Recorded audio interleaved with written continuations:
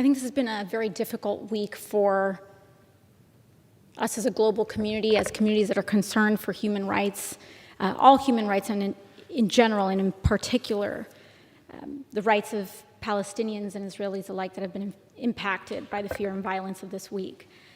Now, what I think is, it's important is that I'll start with a story. As a little girl, my family comes from the island of Puerto Rico, and I grew up visiting my family on the island of Vieques and communities on the island of Vieques, where the United States bombed its own territories, its own communities. And I would go to sleep as a little girl to the sound of US bombs detonating. Practice is what it was called at the time, practice. And when I saw those airstrikes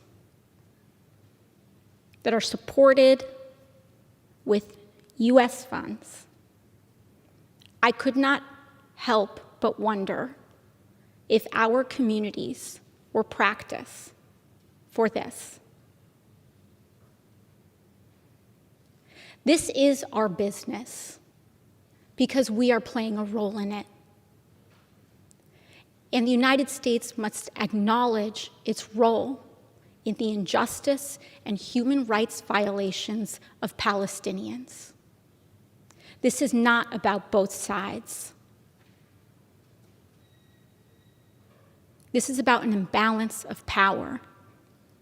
When I first got here in 2019, the Israeli government refused to admit 2 members of the United States Congress, Rashida Tlaib and Representative Ilhan Omar, into the country. Banned members of this very body because of who they were. Said it was a sign of weakness. We have to have the courage to name our contributions. And sometimes I can't help but wonder if the reason we don't do that, if we're scared to stand up to the incarceration of children in Palestine, is because maybe it'll force us to confront the incarceration of children here on our border. If by standing up to the injustices there, it will prompt us to stand up to the injustices here.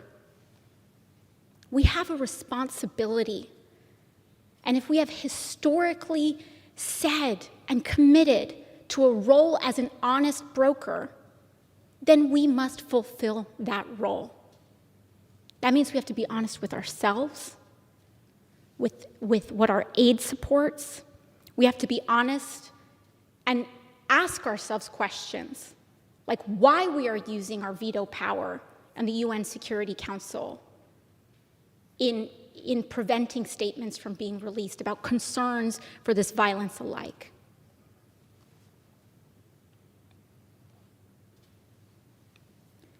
The president and many other figures this week stated that Israel has a right to self-defense, and this is a sentiment that is echoed across this body. But do Palestinians have a right to survive? Do we believe that? And if so, we have a responsibility to that as well. And with that, I yield back to the representative. Thank you very much. Thank you very much.